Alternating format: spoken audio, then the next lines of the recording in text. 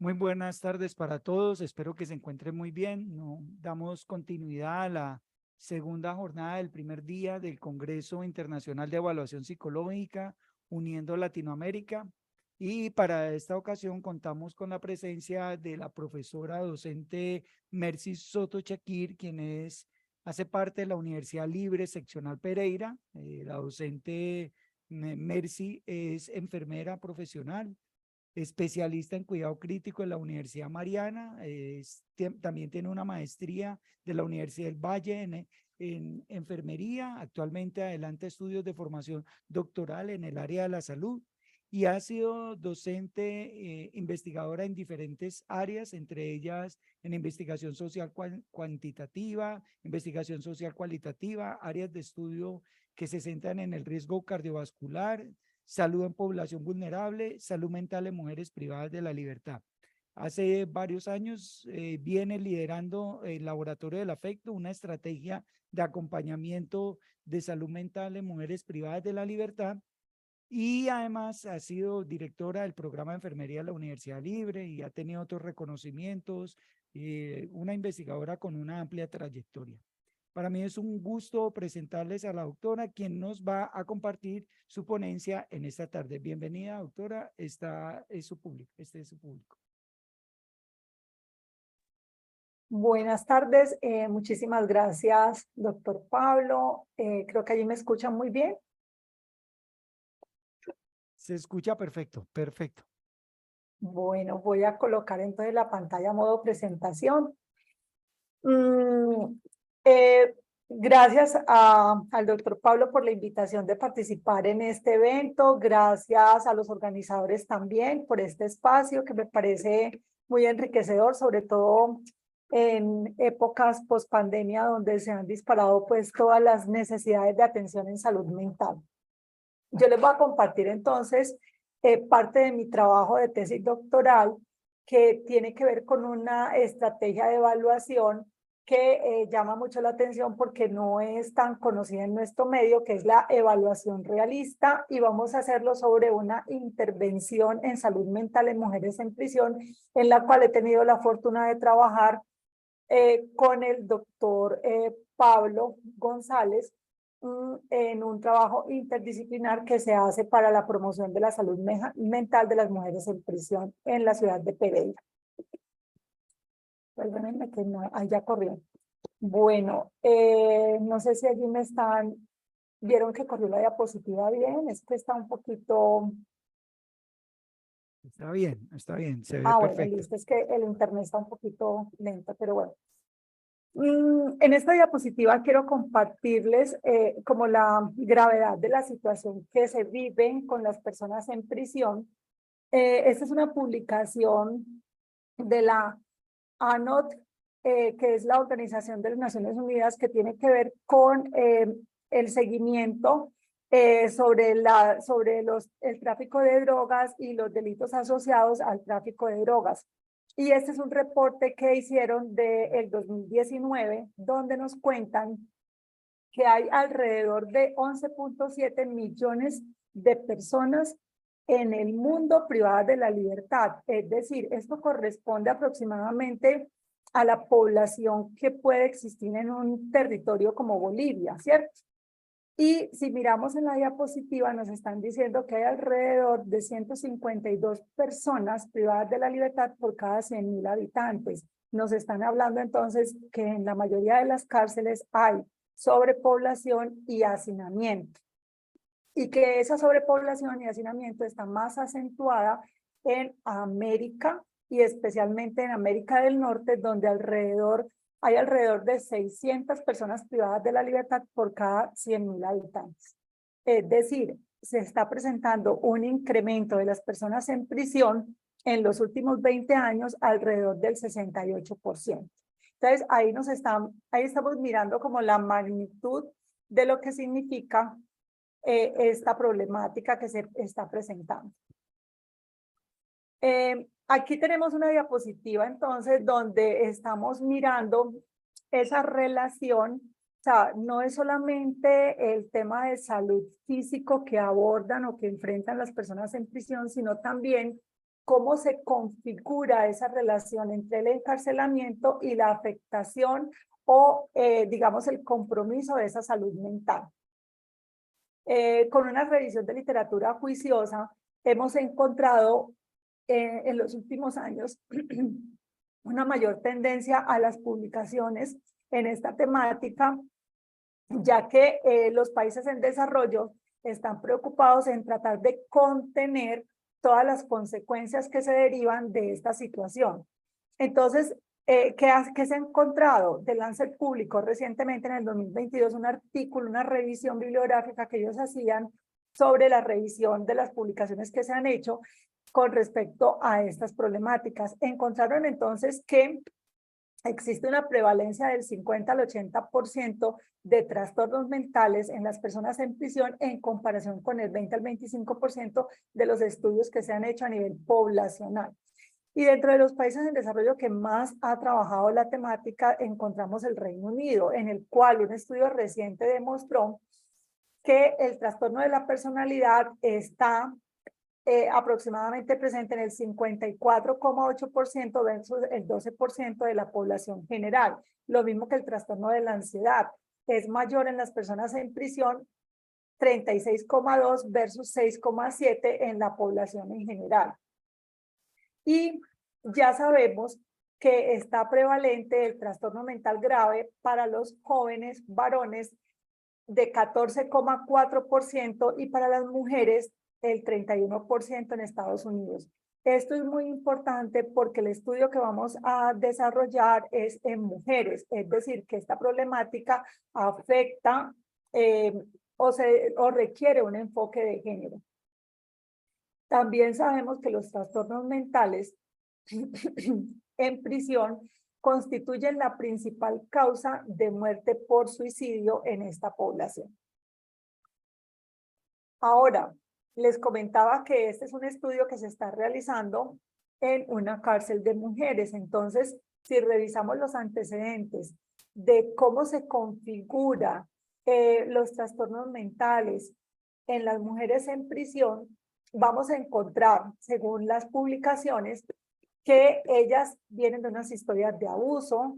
La mayoría son mujeres cabeza de hogar en un 53%, tienen poca formación para la vida laboral y tienen un compromiso intergeneracional en las publicaciones científicas y también en los documentos legales que reposan en organizaciones internacionales como las Naciones Unidas. Se ha mostrado la tendencia a que las mujeres en prisión vienen de padres o de hermanos o de familiares o de esposos que han estado en prisión y tienen menos capacidad de autogestión para gestionar su propia salud y sobre todo la salud mental.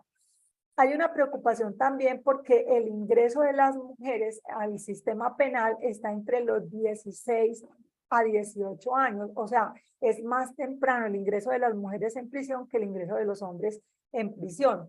Y hay mayor riesgo de que las mujeres puedan recibir un diagnóstico de trastorno mental mientras están en prisión. Otra circunstancia que puede empeorar esta condición y que se ha documentado en la literatura tiene que ver con el rol que tiene que desempeñar el personal de guardia, que genera un trato distante, un trato indiferente y que eso también para ellas puede representar un riesgo en el trastorno de la salud mental. Y existen múltiples rutinas restrictivas que hacen parte de la atención sanitaria que tienen que brindar dentro de las cárceles, que también son situaciones que generan estrés y que pueden generar malestar psicológico y que pueden generar entonces o desencadenar o ser detonantes de estos trastornos mentales si la persona no los tenía. Por otra parte, es diferente el aislamiento afectivo en los hombres que en las mujeres, afectando principalmente a las mujeres, porque cuando el hombre entra en la cárcel, por lo general, si está casado, la esposa se preocupa por acompañarlo, porque no se distancien los hijos, pero cuando es la mujer la que entra en prisión, el comportamiento social es diferente y se presenta una mayor discriminación social, lo que hace que haya mayor descomposición familiar y que se genere mayor aislamiento afectivo. Les contaba entonces que hay unos países que tienen algunos avances en investigaciones de intervención de estas problemáticas, pero también de la evaluación de estas problemáticas. Tenemos, por ejemplo, desde la Organización Mundial de la Salud, la encuesta que se ha hecho AIMS, que tiene que ver con la salud poblacional de la salud mental, y en Colombia tenemos la encuesta nacional de salud mental. Pero revisando los datos de estas encuestas, no incluyen las características o las condiciones de salud mental de las personas en prisión, porque se preocupan de la población en general y no se enfocan o no las incluyen dentro de estas investigaciones. La OMS también prendió alarmas el año pasado porque encontraron que de los programas de intervención de promoción de salud mental o de intervención en salud mental en general, se encontraron que alrededor del 41 al 52% no informan qué resultados o qué impacto tienen estas intervenciones. Entonces se requieren que las intervenciones que se realicen para contener o para solucionar estas problemáticas muestren esos resultados, ¿cierto?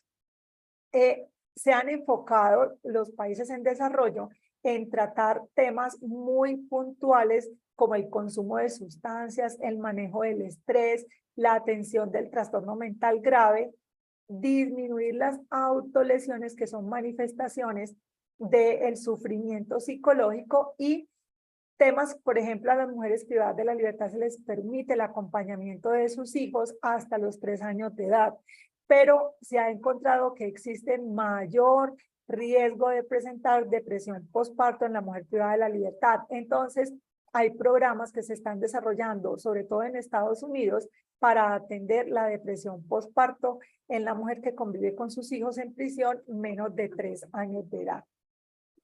Y preocupante que en países en desarrollo como en el Reino Unido estén reportando que entre el 46 y el 64% de las necesidades de salud mental siguen insatisfechas en la población privada de la libertad.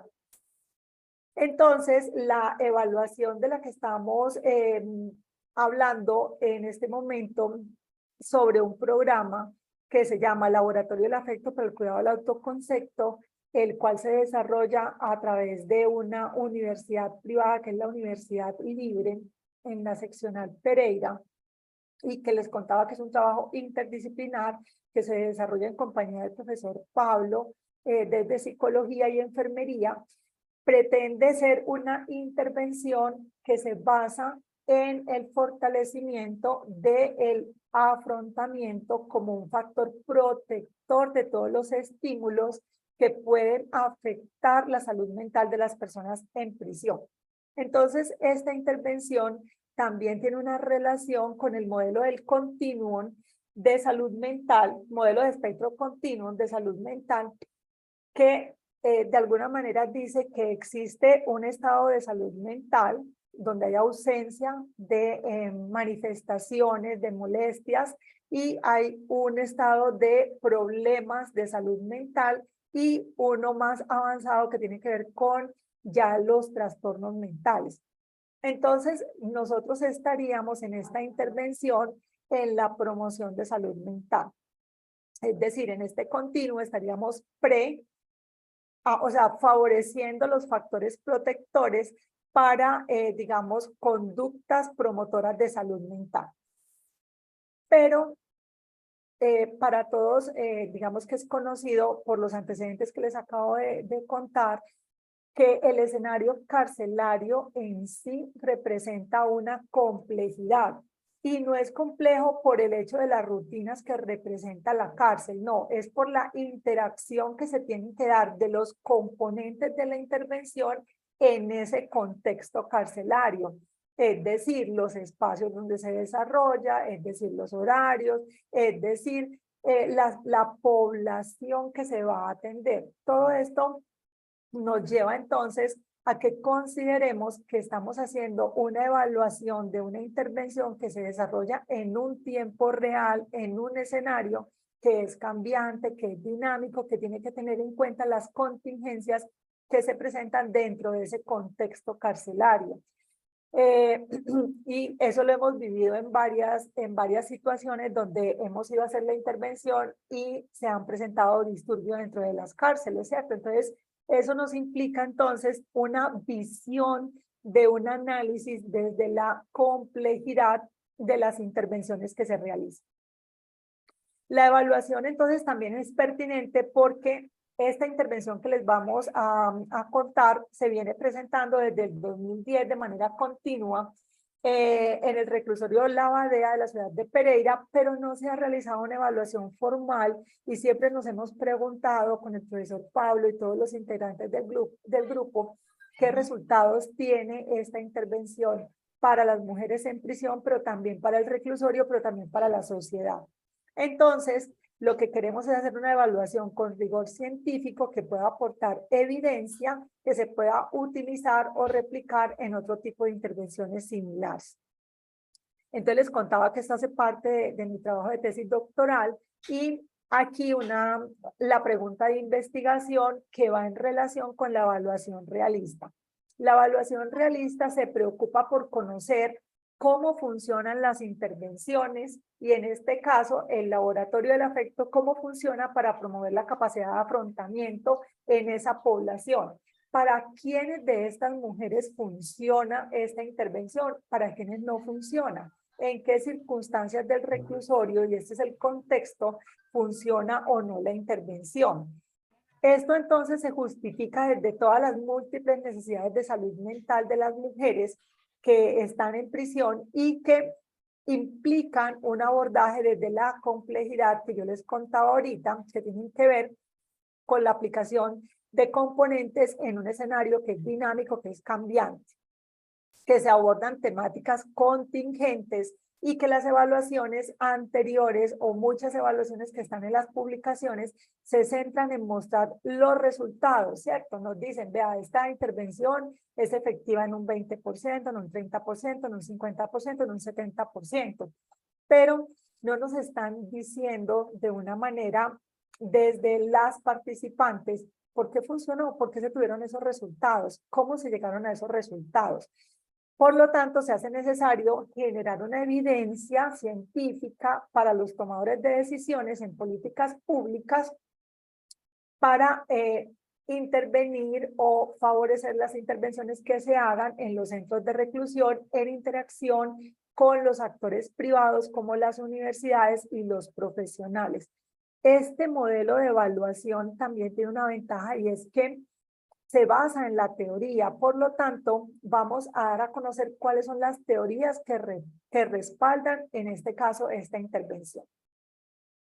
Para esto, el programa de la intervención que les estoy contando del Laboratorio del Afecto, que fue diseñada por un psicólogo, Guillermo Valencia, en el 2010, y una enfermera, Marta Inés Garcés, ellos pensaron, como era un trabajo interdisciplinario, basarlo en una teoría de afrontamiento. Y conciliaron que había una teoría de una enfermera norteamericana que se llama Calista Roy, que es la teoría de rango medio, que se llama teoría de afrontamiento de Roy, en la cual ella dice que hay que reconocer unos estímulos del ambiente, que en este caso son los estímulos focales, cuando se da la detección, cuando se da el arresto, de primera vez se considera que es una experiencia traumática, física y emocional y que va a generar una manifestación psicológica en esta población. Hay unos estímulos contextuales que tienen que ver con las dinámicas de la cárcel y hay unos estímulos residuales que tienen que ver con la reincidencia. Esto entonces hay que considerarlo al momento de hacer la valoración o la evaluación de cómo está interactuando esta intervención en esta población. Y esta teoría de afrontamiento dice que los seres humanos tenemos un sistema mediador, regulador, que tiene que ver con el sistema cognitivo y conductual y que va a generar unas respuestas y un comportamiento a través de esta intervención del laboratorio del afecto con las diferentes estrategias que les estamos llevando para que a través de una medición que vamos a hacer de un instrumento de afrontamiento, vamos a identificar si el afrontamiento es bajo, medio o alto en esta población. Por lo tanto, les estoy hablando de una intervención también, de una evaluación que tiene que ver con antes y después. Ya les voy a contar todo lo que implica la evaluación realista. Pero antes quiero explicarles lo que además se considera como intervenciones complejas en salud. Y entiendo que desde la psicología, muchas de las intervenciones que se realizan tienen que ver con la complejidad. ¿Por qué? Porque tienen muchos componentes como requisito, ¿cierto? Muchos componentes o muchas temáticas, pero además muchos elementos que se requieren para llevar la intervención, como son las ayudas educativas, como son las lecturas, como son la psicoterapia, y además requieren de experiencia y habilidades del grupo que la está desarrollando. En este caso, por ejemplo, esta intervención es desarrollada por un doctor en psicología, por el doctor Pablo, otra enfermera experta en salud mental y un grupo de estudiantes que son preparados para llevar la intervención.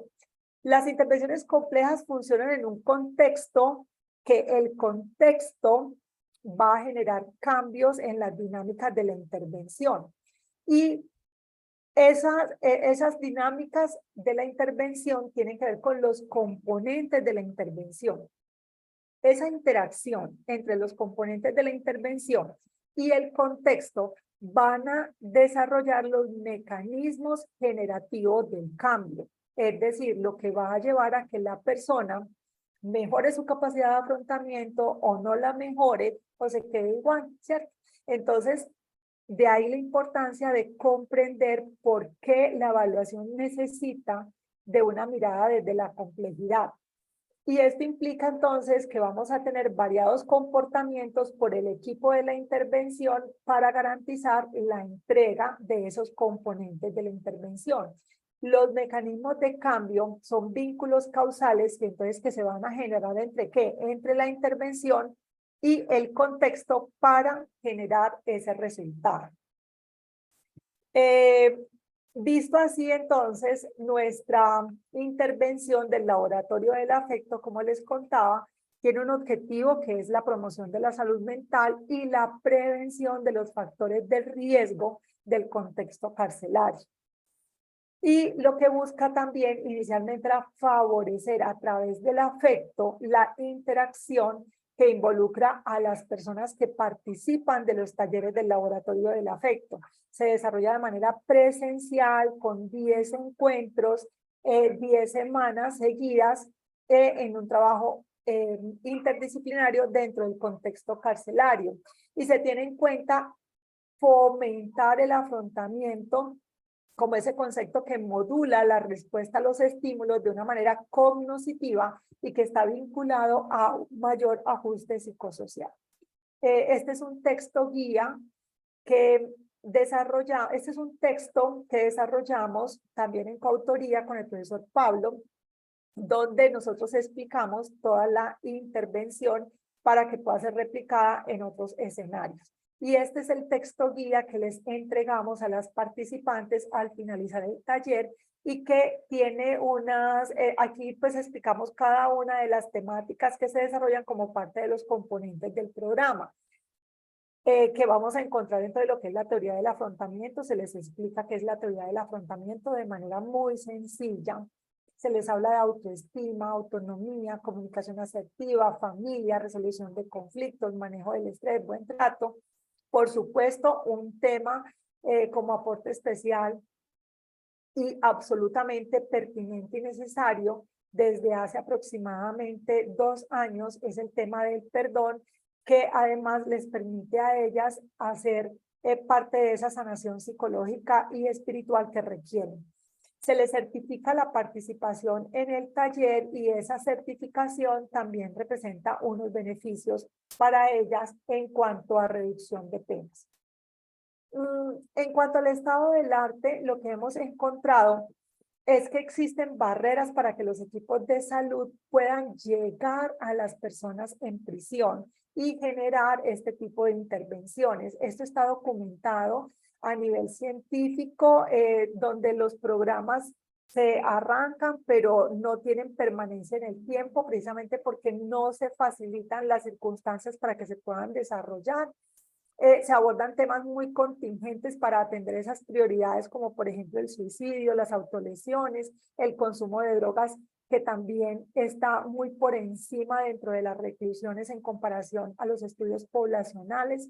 Y los estudios de evaluación, lo que hemos encontrado es que se centran en mostrarnos, digamos, unos datos estadísticos de cómo funcionan, pero de qué cambió, cuánto fue que cambió la intervención en los resultados, pero no nos explican, no nos dan cuenta de esas explicaciones.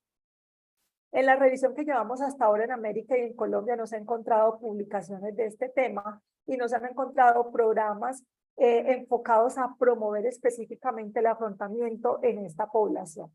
Y por lo tanto se requieren de estas investigaciones que aporten unas teorías contextualizadas acerca de qué funciona en estas intervenciones, que es el valor agregado que tiene este tipo de estudios. En el estado del arte, entonces, también encontramos, y no voy a leerles como de estas temáticas, solamente quiero mostrarles que de evaluaciones realistas de personas en prisión y específicamente de mujeres en prisión, hemos encontrado hasta el momento 4 estudios publicados en los últimos años. Si ustedes miran lo que está en el recuadro rojo, 3 son del Reino Unido y 1 es en Dinamarca. Ninguno se ha hecho en países como Latinoamérica, lo que nos motiva a la necesidad de que podamos hacer este tipo de evaluaciones. Por lo tanto, los objetivos generales, los objetivos que pretendemos alcanzar con esta investigación sería comprender cómo funciona la intervención, para quiénes funciona, en qué circunstancias, por qué se presentan los cambios en el afrontamiento. Puede que el cambio sea menor, ¿cierto? Entonces tenemos que preguntarnos, bueno, ¿por qué esta intervención la llevó a que el afrontamiento disminuyera en vez de mejorar? Y esa es la, digamos, la virtud que tiene este tipo de evaluación realista.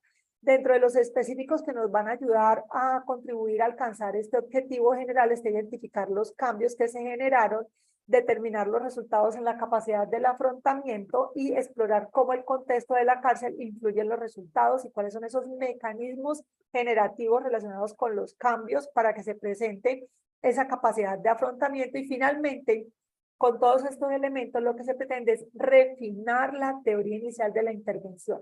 Yo les contaba que tenemos una teoría que respalda la intervención, que es la teoría del afrontamiento de Roy, pero a partir de esta evaluación vamos a generar una teoría explicativa frente a qué está generando ese cambio o no. Todo esto se basa en un trabajo que hizo el doctor Paxson y Tilley. Los doctores Paxson y Tilley desde 1997 son unos sociólogos ingleses que se preocuparon entonces por enfocar los estudios de evaluaciones con un enfoque multimétodos que comprendan las visiones, que concilie la visión cuantitativa y cualitativa, sin decir que es un estudio mixto, porque no necesitamos específicamente tener que generar 2 preguntas de investigación cualitativa y cuantitativa, no. Concilia y de acuerdo a la problemática, se permite que se puedan utilizar varios métodos cuantitativos y cualitativos y que se basa entonces en encontrar esa interacción entre el contexto carcelario, para este caso, los mecanismos que se generan para que se dé el cambio y los resultados. Esto entonces nos lleva a una teoría inicial del programa y que esa teoría inicial del programa, a través de las entrevistas y a través de la intervención, nos puede llevar a conocer esa teoría refinada del programa. Esto entonces se los voy a ir mostrando aquí más adelante con las gráficas de las investigaciones que se han ido haciendo al respecto de la aplicación, y aquí están las referencias de esta causalidad generativa.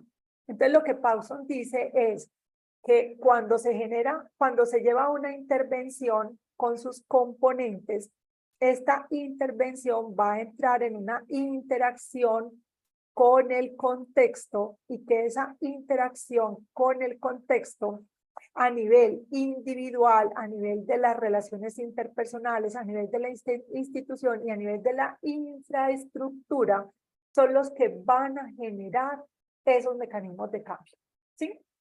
Y eso es lo que va entonces a mostrarnos o a llevarnos a unos resultados. En el 2015, Dalkin y colaboradores actualizaron esta gráfica y ellos dicen, mire, los recursos de la intervención que interactúan en un contexto son los que van a generar esos mecanismos y son los responsables de producir unos resultados, ¿cierto? Entonces, para esto se hace necesario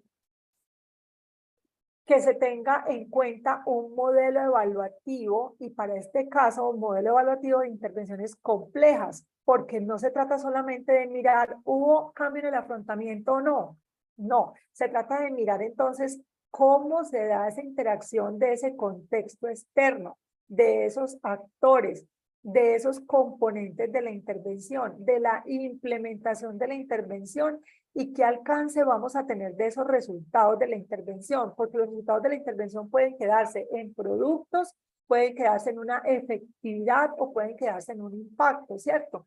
Pero este modelo evaluativo que les estoy presentando aquí es un modelo que se propuso a partir de una investigación de una tesis doctoral y que fue ajustado y que para este trabajo se va a tomar como referencia para hacer esta evaluación y tiene en cuenta entonces cómo se dan esas interacciones desde el diseño de la intervención, la implementación y los resultados de la intervención para poder llegar a esos ajustes de la teoría del programa y diseñar entonces o finalmente poder entregar una teoría explicativa frente a cómo se producen esos cambios. Entonces, el diseño en sí es la evaluación realista con una combinación de métodos y técnicas cualitativas, cuantitativas y que está organizado en unas 4 fases. En la primera fase se relaciona con el objetivo 1, que tiene que ver con identificar los cambios que se generaron en el diseño y en la implementación de la intervención, porque les contaba que la intervención se viene dando desde el 2010. En la fase 2 vamos a hacer un análisis de resultados. En la fase 3 vamos a hacer una configuración de esos elementos del contexto, de los mecanismos y de los resultados que finalmente van a alimentar la fase 4, que es refinar la teoría. Para esto, entonces, aquí tampoco los voy a aburrir, voy a pasarlo rápidamente, pero les quiero mostrar internamente cómo se va a hacer ese procedimiento. Y es que entonces vamos a tener para la fase 1, aquí está la técnica, el análisis y el dato, vamos a tener diferentes actores que vamos a hacerle una revisión documental, que vamos a hacerle unas entrevistas, como por ejemplo a funcionarios del INPEC, a funcionarios de la Universidad Libre, para mirar qué modificaciones o qué ajustes se han hecho a la intervención y cómo se han ido consolidando esta intervención, ¿cierto? Entonces necesitamos tener en cuenta el listado de los actores, vamos a utilizar el software en vivo para las entrevistas o en vivo para las entrevistas para empezar a encontrar esos elementos del contexto, mecanismo y resultado. Esto también hace parte del objetivo 1, que tiene que ver con ese contexto interno, que tiene que ver con los ajustes de la intervención, es decir, la cobertura. Ahí necesitamos conocer, bueno, en el histórico, cuántas participantes ha tenido el programa. Sabemos por los registros que se tienen, que estamos alrededor de las 900 participantes, porque cada semestre participan alrededor de 30 mujeres privadas de la libertad.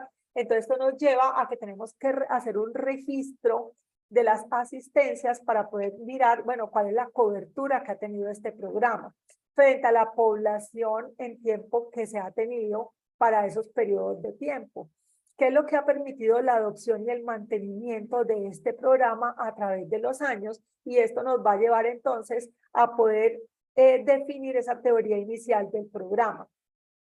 En la fase 2 vamos a hacer un análisis de resultados y aquí nosotros vamos a hacer una medición, vamos a hacer entonces un estudio cuasi experimental de antes y después en el cual vamos antes de la intervención a aplicar un instrumento de medición de la capacidad de afrontamiento que también fue escrito por la doctora Calista Roy, que fue validado en Colombia, en la Universidad de La Sabana, y vamos a hacer entonces la intervención y posterior a la intervención vamos a aplicar nuevamente el instrumento. También vamos a tener entrevistas realistas antes y después de la intervención y este es un elemento interesante de las entrevistas realistas porque Cuando ya tengamos la teoría inicial del programa, se las vamos a compartir a las participantes para preguntarles, bueno, esto fue lo que nosotros encontramos en la literatura, esto es lo que nos han dicho los otros actores. ¿Ustedes están de acuerdo con que estos elementos son los que realmente aportan o no aportan para que se den o no los cambios en la capacidad de afrontamiento?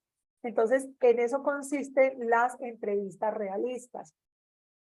Y este análisis de resultados entonces también tiene que ver con cuál es para poder garantizar como una significancia estadística en esta fase cuasi experimental, necesitamos 50 participantes, necesitamos a los profesores que desarrollan la intervención y a los estudiantes que hacen parte del grupo del semillero que se preparan y los funcionarios del INPEC, porque precisamente la complejidad implica la mirada de los diferentes actores frente a esta intervención que, digamos, en teoría nos dicen, esa intervención es muy buena, pero entonces venga y miremos con los instrumentos y miremos con las entrevistas cómo es que esta intervención está generando o no estos cambios. Estos son algunos de los instrumentos. Tenemos una caracterización sociodemográfica que también están incluidas algunas características específicas que según la literatura pueden afectar esa capacidad de afrontamiento de la mujer privada de la libertad. Este es el instrumento que está validado en la Universidad de La Sabana, que es el SCAP, que es para medir esa capacidad de afrontamiento. Y vamos a utilizar diferentes fuentes de información como lo veían, y vamos a utilizar también diferentes software para las mediciones que se van a tomar. Por ejemplo, vamos a tomar el Stata, la versión 16, para analizar los datos cuantitativos. Vamos a utilizar, yo les contaba el NVivo para las entrevistas, y tenemos también unas hipótesis que queremos validar si se da o no ese cambio en la capacidad de afrontamiento, y teniendo en cuenta esa significancia estadística de 0.05. En el objetivo 3, entonces ya viene con todas esas información que tenemos, las configuraciones de los datos que vamos a tener del contexto, los datos que vamos a tener de los mecanismos y que nos van a explicar esas regularidades que se presenten en los resultados del afrontamiento de esta población. Esto es un poquito complejo porque también es un concepto propio de la evaluación realista para la construcción de esa teoría refinada del programa, y tiene que ver con el concepto de la reproducción. ¿Qué quiere decir eso? Tenemos una teoría inicial del programa con unas proposiciones causales de contexto, mecanismo, resultado, que es esta primera fase que tiene que ver con el diseño de la intervención, con la implementación de la intervención. Entonces ustedes ven aquí que es al ladito dice que tenemos un nivel de abstracción y luego un nivel de especificación. Entonces yo voy a tener unas sábanas de información muy grandes, de información que me dicen cómo se está presentando esos elementos del contexto, cómo se están presentando esos elementos, esos mecanismos generativos del cambio y qué resultados se están presentando. Entonces, eso me va a llevar a que yo valore esas hipótesis sobre esos cálculos de riesgo, y luego esas uniformidades empíricas que se están presentando, esos resultados. Por ejemplo, yo puedo encontrar que es un ejemplo, ¿cierto? Porque este trabajo está en curso, pero yo puedo encontrar que las mujeres que tienen mayor tiempo en prisión, que eso también está en los instrumentos que vamos a aplicar, tienen menor capacidad de afrontamiento, y que a pesar de la intervención, esa capacidad de afrontamiento no mejora, ¿cierto? Digamos que esa regularidad la puedo encontrar en las participantes. Entonces, lo que me dice aquí la reproducción es que tengo que mirar esas configuraciones de C1 con M1, cómo se asocian. Por ejemplo, ¿qué es lo que hace que esa mujer que lleva tantos años en prisión, es decir, eso sería el contexto, lleva 20 años en prisión, le genera un mecanismo que, por ejemplo, el mecanismo es rechazo a la autoestima, rechazo a la autonomía, rechazo al buen trato? Ese sería el mecanismo. Tenemos que mirar por qué se presenta, y un resultado que sería una baja capacidad de afrontamiento en esa población. Yo tendría que empezar a analizar todos esos contextos, todos esos mecanismos, con todos esos resultados, para finalmente hacer estas configuraciones finales, la última fila, donde está CAMB, SO, que tiene que ver con outcome o con resultados, me van a llevar a que yo pueda empezar a decir de esas regularidades que se presentaron en los resultados, cuáles son las explicaciones que me permiten construir esa teoría refinada del programa. Es un poquito complejo, pero yo les explicaba que esta es una intervención compleja, por lo tanto se requiere de una evaluación compleja que utiliza múltiples instrumentos, elementos y muchas fuentes de información y muchos recursos para llegar a tener unas explicaciones plausibles frente a por qué se presentan los resultados de esta intervención, que pueden ser positivos o que pueden ser negativos, pero que requieren de esa evidencia para que se puedan tomar intervenciones para mejorar la promoción de la salud mental de esta población. Les comparto entonces esta frase de Nelson Mandela, que todos conocemos su experiencia de vida en prisión, ¿cierto? Y lo que se intenta también, creo yo, con las intervenciones que realizamos en esta población es no solamente desamarrar las propias cadenas, sino vivir de forma que se respete y se mejore la libertad de los demás. Estamos convencidos de que esto contribuye al bienestar psicológico, pero también estamos convencidos de que este bienestar psicológico requiere de mayores intervenciones para evitar las complejidades como la reincidencia, que es más alta en mujeres que en hombres, y por lo tanto se requiere también no solamente verlo desde la delincuencia, sino también verlo desde el problema social y el problema de la salud mental de esta población. Aquí les comparto las referencias que llevamos hasta el momento de esta investigación y agradecimientos especiales a todo el grupo que hace posible que esta intervención se pueda realizar, sobre todo al INPEC, al Semillero del Laboratorio del Afecto, al profe Pablo, un reconocimiento especial por su contribución a este programa y especialmente a las mujeres privadas de la libertad que de verdad reciben con mucha sed esta oportunidad de participar de estas intervenciones. Muchísimas gracias por el espacio. Muchísimas gracias a ti, profe Mercy. Gracias por sus palabras.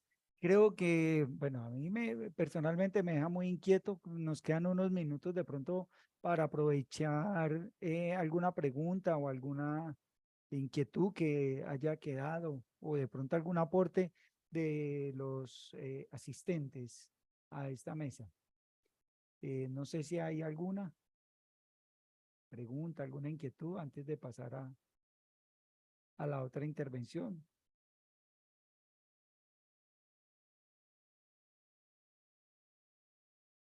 Yo sí quisiera preguntarle, Mercy, y es, ¿qué tanta experiencia hay de este tipo de evaluación en el área de ciencias sociales, no solamente en el área de la salud? Gracias por la pregunta.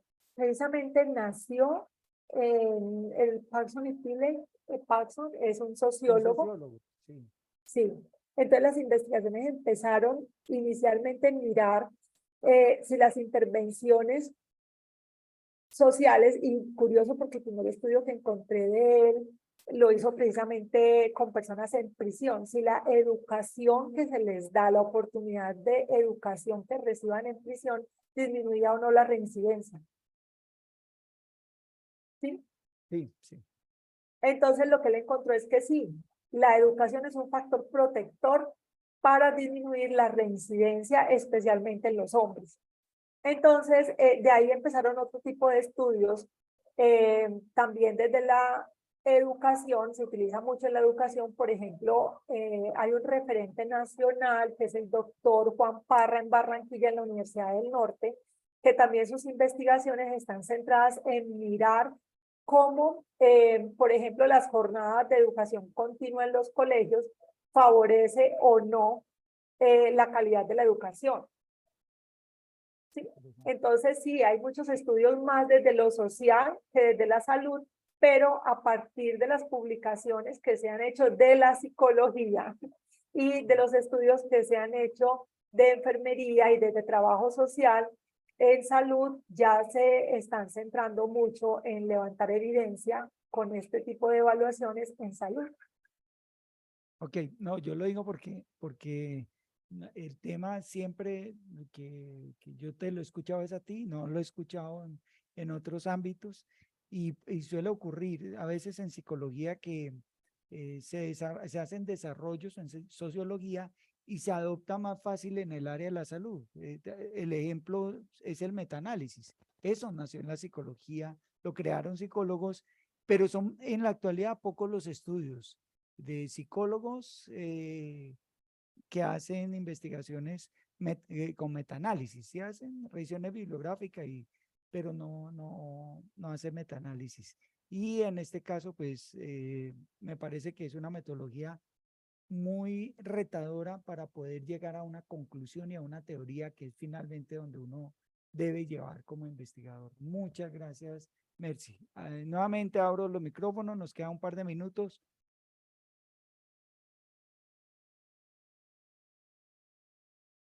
Bueno, muchísimas gracias a todos por el espacio, gracias por la invitación, profe, y quedo atenta. Muchas gracias. Muchas gracias. A todos ustedes los invito a que continúen con la programación en este Congreso Internacional de Evaluación Psicológica y pueden ingresar al enlace de programación. Allí están los enlaces para cada uno de las presentaciones de esta tarde. Muy amable y que pasen una feliz tarde y aprendiendo mucho.